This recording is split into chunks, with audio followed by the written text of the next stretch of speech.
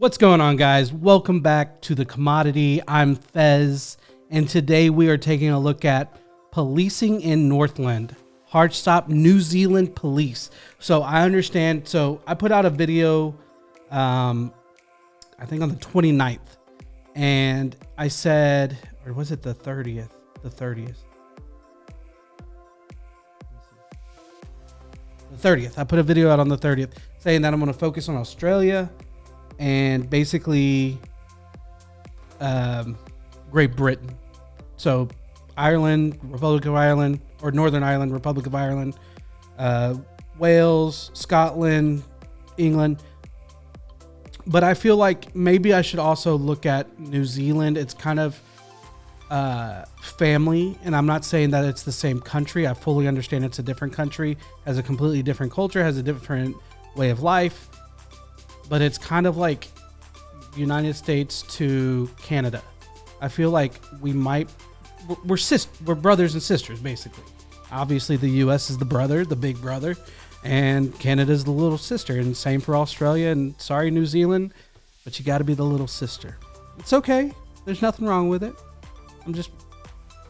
Smaller population, smaller country. I mean, that's kind of sexist. I take that back. Brothers, just brothers, sisters, doesn't matter. Genderless family members, who cares? I just realized that's actually kind of sounded shitty the way I said that. I didn't mean it like that. Let me put it that way. But today we are looking at New Zealand. I absolutely think New Zealand looks stunning. I know they're very mountainous. I know a lot of movies, especially I believe The Lord of the Rings were filmed there. And then I know there's tons of other movies. They have just one of the better backdrops throughout the entire world. The mountains are absolutely stunning. I watch what is it called? The NZ family or whatever whatever their channel's called. I watch them with their son, daughter, dog, and the husband and wife. I love them to death. So it kind of, if the entire country's like that, then absolutely I want to learn more about them. So let's go ahead and jump into this and see what we got. He mea hanga tēnei ko te whare tapu o ngāpu. Ko te tuanui ko rangi nui e tū nei ko te paparahi ko papatu anu ko e tokoto mai nei. Ko ia e nei ko ngā paupau o te whare. Ko puhanga toho rā titiro atu ki te ramaro anui a kupe. Te ramaro titiro ki whiria te Sounds paia like a ko prayer te of riri te sorts. pawa o rahiri. Whiria titiro ki pangaru ki pāpata. Ngā rākau e tū patapata ana i te taihau auru. Pangaru ki pāpata titiro atu ki maunga tani whā hakorongorua. Maunga tani whā titiro ki tōkerau. Tōkerau ki rākau mangamanga. Rākau mangamanga ki manaia. E tūko hatu mai rā i te ākau a whāngārei te renga paraua. Manaia titiro atu ki tūtāmoi. Tūtāmoi ki maunga nui. Maunga nui titiro ki puhanga toho rā. Ngā paupau, ngā maunga whakahi tū tonu. Tū te ao, tū te pō. Is that what I see? Koe tēnei ko What I te think I whare tapu see? o Ngāpui. Or is that just the I other leg? heard one of my matua, Ricky Few, say this one day. If you won't police and serve your people, who will? Who are you going to give that rākau to? I grew up in a small town, about 20 minutes from here. That's interesting. So obviously we have cul-de-sacs just like this. But typically we have a cul-de-sac if it's in a neighborhood. Or what do you call this? What do y'all call this?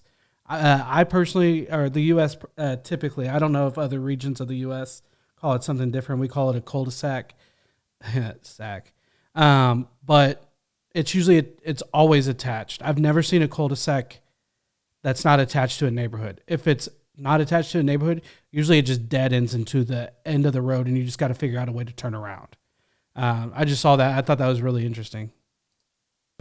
So, I've seen the struggles.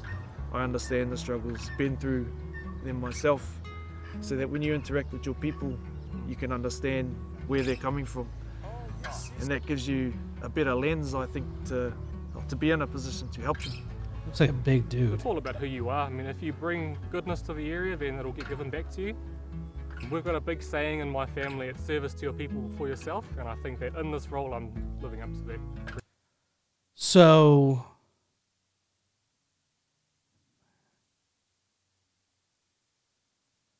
is this Javier or Xavier for y'all? So my dad's name is Javier. The only reason I know that, so he's got this big, beautiful artwork done with him and my mother, and his name is spelled with an X because it was done in Spain, and the Castilian Spanish, the X sounds like a J or an H rather, in Castellano Spanish. I just thought that was really cool seeing something like that. Maybe there's a different, of course, he does look kind of Latino. So that would be really cool. Hinati or Hiner? Let me know how that's pronounced. And I'm curious of what his nationality is.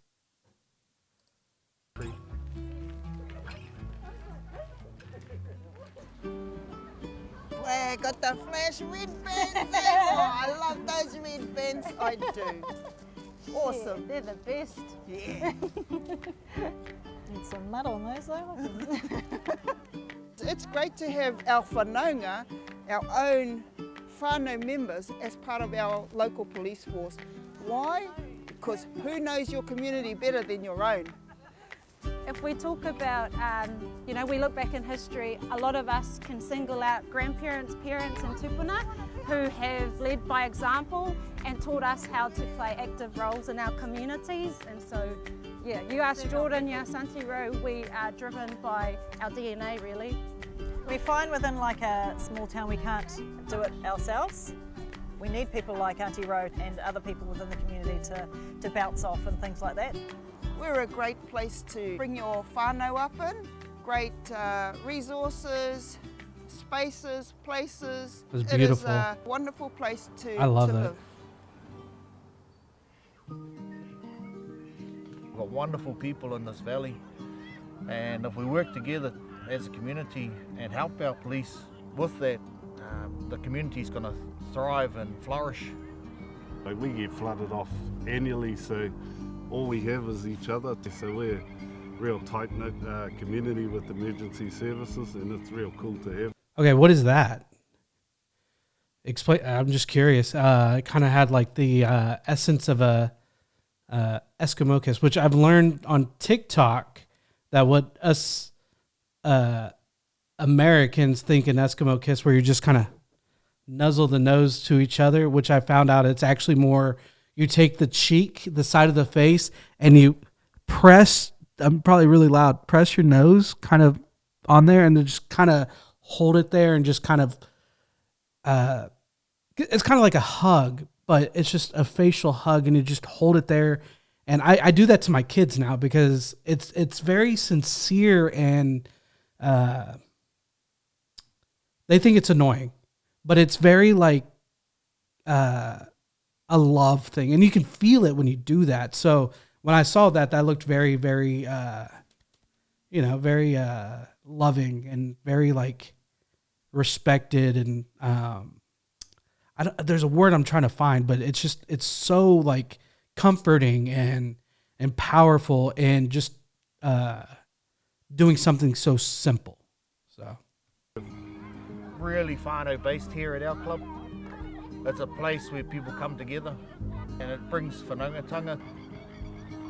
I think it just helps build those relationships because, yeah, we've already got that tight-knit at work, and it gives us a social environment to sort of just get a better understanding for each other and better relationships. Yeah. So if you're good at rugby, we could use you. Growing up, I didn't really think police was an option. You got more chance probably ending up in prison than in the blue uniforms.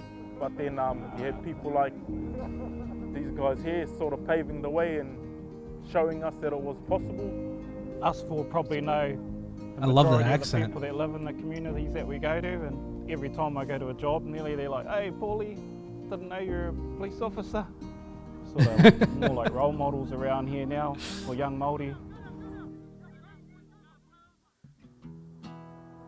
Here in Northland, we like to talk our way around situations, prefer not to lock people up. Goes back to Te Huringa o Te Tai, turning of the tide, trying to break that culture, break that systematic growing up in an environment where their parents are being locked up and that. We've got our Te Paoranga system as well here in Mid-North. It's doing really well. Just these alternate resolutions, and using those to try and break that cycle that some of our people in our community are in. The experience of working within our own people, for our people, it does take a bit to get used to, because we're having to constantly change between mahi hat, whānau hat, community hat. But the benefits are the respect that the community offer back, knowing that we're wearing multiple hats and helping in a range of ways, in ways that other community members couldn't really help.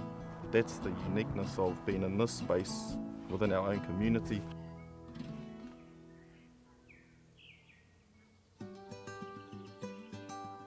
Our people out here want to see somebody. Yeah, they come to the station just for a talk, just for a catch up, just want to talk to somebody. Yeah. I love that. I love just they go for the hug. I'm a hugger. I don't care if you're man, woman, tough guy, nice guy. Now, like woman, obviously I try to be more respectful, like, the side hug type thing. I don't want anybody to feel like I'm trying to be uncomfortable with them or trying to, be sexual or anything like that. Because unfortunately, nobody knows your intentions unless you know them. Now, if it's somebody I just met, obviously I handshake them. But by the time I'm leaving, odds are we're hugging. I just stopped selling Nissans. I'm going back to selling RVs. My buddy's opening up an RV place. If I sell you a car, especially if you're a female, especially if you're older, because I have this, like, I love the motherly vibes and the grandmother vibes. And I don't mean that in like a creepy sexual way. I mean that in like, it just feels right. When it feels right to hug somebody, it's just a different connection that you have, and showing them that this isn't just a business transaction. This is me being happy that you are happy, or understanding that you're sad, or it's a different emotion than just congratulations. I hug guys. I don't give a damn. I don't care if I meet you and you're a hugger yourself and you're like, nah, we hug around here. I'm all for it. Bring it in, buddy. I don't give a damn. I am a hugger through and through. I don't see it as a sexual thing or a weak thing. I find that as an emotional connection, and showing that you're happy to see them, that you're proud to see them or proud for them. I find out somebody did something big in life, like got into the university that they wanted to, or get the job that they wanted. They're getting a hug. They're not getting a handshake. They'll get a high five too, or a knuckle bump. But I'm definitely giving you a hug, especially if I know you. So simple as that. So, and I see the cops doing that. I've never, in the U.S., you never see a cop typically hugging anybody. Maybe kids, and that sounds terrible too. But I mean, like in the community, the cop does something good. And what's crazy is they have to try hard to show that they're trying to be a good person, because of the toxicity that has came through in the United States. I mean, and really it's just seeing what has not been seen before because of lack of videos, video cameras. Now that everybody's got a phone, they're trying to make a deal out of it. And a lot of times it's not a deal. Sometimes you're just in the wrong. But I absolutely love seeing the hugs, especially from the cops. And the fact that one of the cops was saying, I'd rather talk it through than arrest you, coming from a country that has more people incarcerated than any other country in the world, is a huge deal. Because a lot of times talking about it, whether it's our fault as just the people or their fault as cops escalating the situation, because cops are just as bad. I've watched videos of cops getting, power trips and stuff like that. So Anyways, let's jump back into this. So doing everything out here, pastor, midwife. No, haven't been. I came from counties before I came to Rawene. I guess it's sort of like a time for me to put everything I've learned to test. So it's more for personal growth than anything else. Tell them the truth. They actually showed you a photo of Pai here. It says that's where she was coming to. I actually don't know this place exists before I came up here, but love the place, love the area. Great people around here as well. The closest unit to us is like 40 minutes away, so, and that's where it's massive with our locals. They're our eyes and ears, they're our backup, they're our everything. So yeah, and that's the beauty of working in our smaller communities.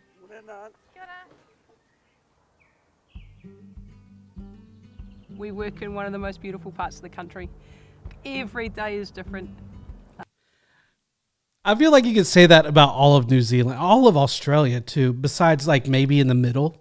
But like if you're on the coast of either of these countries, I feel like you could say that, and then somebody that's like a few towns over or a region over or whatever you want to call it, they're like, yeah, nah. Did I say that right? This is the most beautiful part of the country. You know, it's just, even and what it looks like is in New Zealand, even if you were in the center of the country where you're not near either of the borders or any of the borders or the coastlines, you're in a beautiful part of the country. I've seen pictures of New Zealand, and it is definitely a place I want to visit. I don't know anywhere else in the country that you get such a vast array of challenges and some really, really rewarding outcomes. Our communities like people who are happy to kanohi ki te kanohi, and it's not unusual at the end of a job to have someone say, look, you know, do you want to come in for some kai or a cup of tea, or, you know, it's an awesome community to work in. Is the hair always required? Had a very close working relationship pretty much within the community because I did community policing for quite some time.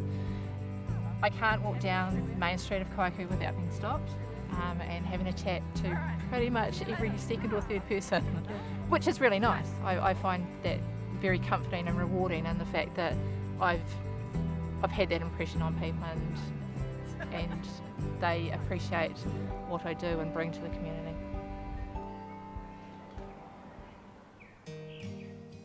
The good thing about Whiria Timoka and working in this way with police is that we are here to try and make change for our whānau together, and we both have the same focus of getting our people to a place of tūrangatira and mana tangata, which is safe and secure whānau. The positive outcomes to that is obviously our whānau have a lot more respect when dealing with our police staff because they are there to do their jobs and keep people safe. Yeah, they did it again. And you can see the difference in people when do regular visits with them. People just need a bit of awhi, assistance to get where they need to be, and we can't do it by ourselves. Like, we have to do it with our mates here, with the iwi, and Kaitai's got 5 of them. So I think what makes a great police officer coming here is actually understanding your iwi, who you're working with, and on the whenua. Understanding the backyard you're going to be working on is really vital to being able to make it work up here and really turn our community around, making it great again how it used to be. All right, so I apologize for my ignorance. Okay, the people that are local, what are they called? The before, they were colonized. What is the people called? Kind of like the Native Indians here in the U.S., which oddly enough, they do want to be called Native Indians. In fact, their I forgot what it's called, but like their central organization is literally NI something something, and it's literally Native Indian as opposed to Native American, which is kind of what the white people call them. And when I say white, I mean like, the settlers or the, whatever you want to call them. The people that came from Spain and from England and all that kind of stuff. And what is the language called? Because it is it's so cool hearing like the the mashup. So here in Texas or here in the U.S., Spanglish, Spanish English, because you'll have people like, pero don't you want to come over and hang out at mi casa? ¿Entiendes? Sí, no? Or, you know, they'll just throw in Spanish words randomly just because like it's an actual, like I feel like if you were to really study it, it's probably truly its own language, Spanglish, because I know so many people, especially the further south you get in Texas, and I'm guessing the same concept in any of the Mexican bordering countries, that you start getting this cross between these two languages where they kind of do the same. In fact, I'm pretty sure the same thing happens in Western Spain and Portugal. In fact, I think there's actually a language right there. In fact, there's a language that kind of goes between northern Spain and southern France. But it used to be a complete region called the Basque region, which is where my last name comes from. In fact, there's a town in the Basque region that has my last name. So I do have a little bit of pride in that because, like I've done that, you know, I've done the DNA test, and I have a lot of, technically I have a lot of Portuguese in me, which I did not know. I figured I would be more up north, but I'm adopted. So my dad's family is more northern Spain and I'm more Western Spanish. So it was kind of cool. But do y'all have a term? Because I mean, they might be just saying names. I don't know. I don't want to act like I know what's going on. But do a lot of them kind of do the same concept of what I was kind of describing as Spanglish? Let me know down in the comments. Look at it. It's ahipara. It's amazing. It's beautiful. The surf is beautiful. Kaimoana is like on. Kinas are good. You just have to look around for like some pahutakawa trees, and if the flowers are flowering, then the kinas are fat. And if they're not flowering, then they're not fat, but they're still young. Yeah, I was just going to say, but they're still young, man. My family and they were big alcohol drinkers, been around gangs pretty much too. Been around family violence sort of thing. Which when you want to go home, you want to feel like that place is safe. Not go home and shit, I gotta live this nightmare again. I want people to go back and go home and feel safe. That's what I want to do. And that's the reason why I'm wearing blue today. Yeah. Good on you. Yeah, I think for me there was a constable up here. He actually pulled me over just over here by the toilets. Y'all have Me and my constables mates too? Thought it was a good idea to cut the springs in our little Honda that we had, and we come down the hill and we're like bouncing along, and they were, oh shit, the cops! And he pulled me over. I was on a restricted license with a car full of Honda that we had. Because me and my mates thought it was a good idea to cut the springs in our little Honda that we had. Oh. We come down the hill and we're like bouncing along, and they were, oh shit, the cops! And he pulled me over. I was on a restricted license with a car full of friends, and he gave me a chance that night. He said to me, you know, you're better than what you're doing right now. Oh, wow. So he helped me go from my restricted to my full, and he helped me to put the springs back in my car. Oh, wow. And get it a rego and a warrant. And he didn't green sticker it because he could have. But because of him, like, I just knew in the back of my head, you know, I was like, oh yeah, I want to be like that guy one day. And it was really cool because on my scope, he was the person I was with. So I walked into the station and he's like, oh shit. He's like, what the hell are you doing here? And I was like, I'm here because of you. So yeah, it was all because of that guy. Okay, that made me tear up actually.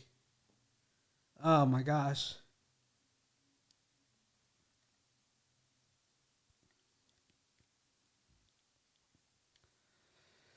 Whew.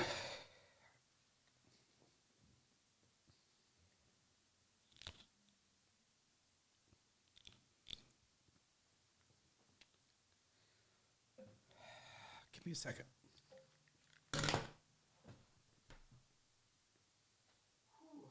All right.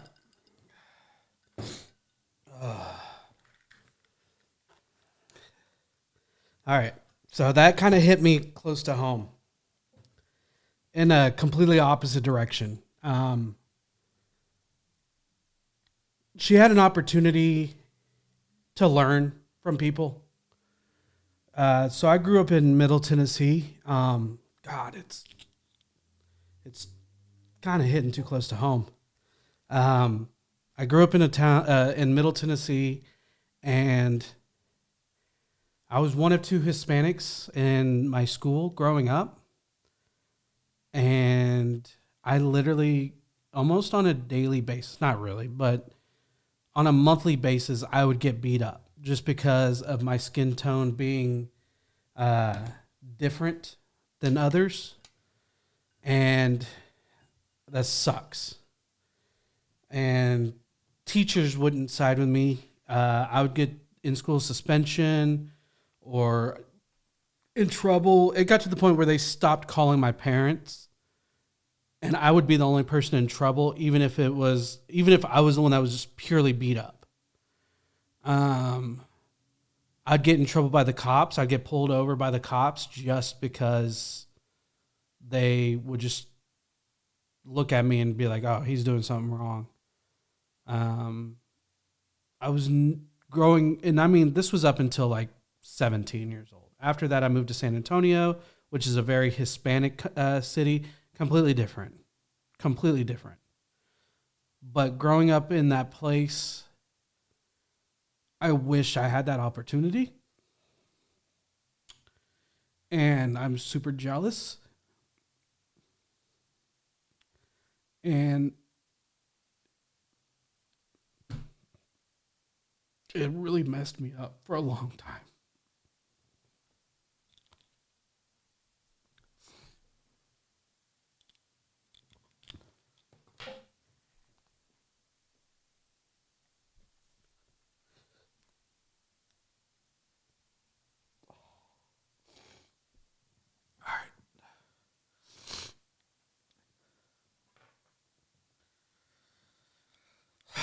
Whew. All right, let's move on. All right. Sorry about that, guys. Let's move on. Oh.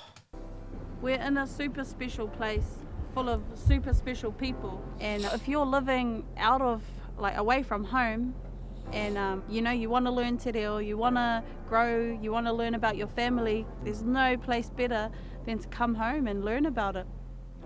Coming home back to the far north is not just about purchasing property. It's not just about the fishing, it's not just about the diving, it's more about developing oneself to settle back in to a foundation that's been there forever in terms of whakapapa. By doing that, naturally, culturally, things will just glue together. Like minds, like people, will form those bonds and maintain a strong culture. Hoki mai ki te kāinga. Hoki mai ki te kāinga. Hoki mai ki te kāinga. Make your move home. Hoki mai ki te kāinga. Make your move home. Come on, whānau, make your move home. Make your move home. Make your move home. Hoki mai ki tō kāinga. Now you're willing to I gave him like the Islander too. 1, 2, 3. Make your move. You didn't even say anything. No, but I gave him that wink, man. I gave him that wink.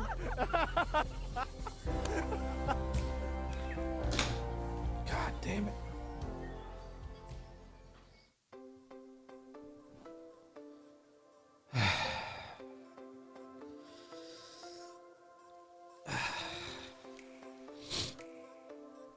This video is going to take a lot of effort to edit. Because obviously I'm not going to make y'all wait for all these points where I step away and all that kind of stuff. Obviously there's some stuff that's still rooted down deep in my emotions and memory and all that kind of stuff. But this was beautiful. Just, God damn it. Whew.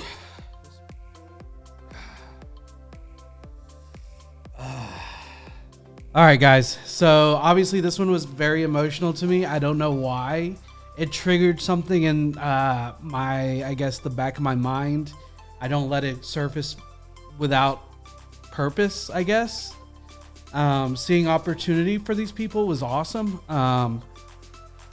Seeing how they conduct themselves and how they're completely different than a lot of people that I know is very important to me. This was a very beautiful video. Got to get it out. We're good. We're good. We're good. But yeah, I'm just going to keep this short. If you enjoyed this video, please hit the like button. If you want to see my future videos, hit the subscribe button and bell notification. If you have suggestions for other New Zealand videos, link to my Discord will be down in the description below. If you want to make fun of me, that's fine. I am a crier. I've always been a crier, but not usually like this. Usually it's like a funny, like a sad movie type situation. I'll tear up, but man, this really hit something deep. I don't know what it is, but it hit it deep. But with that being said, guys, peace out.